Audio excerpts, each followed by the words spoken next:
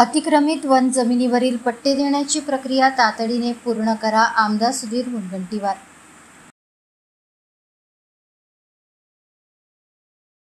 पोंभुर्णा तालुक्यातील मौजा, देवई, केमारा आणि भटारी गावातील वनजमिनीवरील अतिक्रमण पट्टे देण्यासंदर्भात माजी मंत्री तथा आमदार सुधीर मुनगंटीवार यांच्या अध्यक्षतेखाली महत्त्वपूर्ण बैठक पार पडली.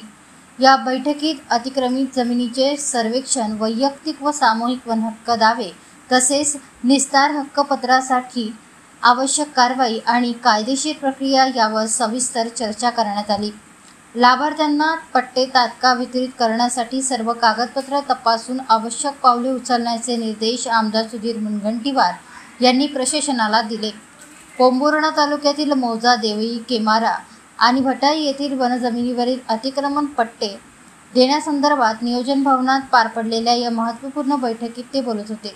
या बैठकीला जिल्हाधिकारी विनय गौडा, जिल्हा पोलीस अधीक्षक मुमक्का सुदर्शन, आदिवासी चळवळीचे जिल्हा संघटक प्रमुख जगन एलके, गणेश परचाके, डॉक्टर मंगेश गुलवाडे, रामपाल सिंग तसेच संबंधित महसूल व वन विभागाचे अधिकारी उपस्थित होते.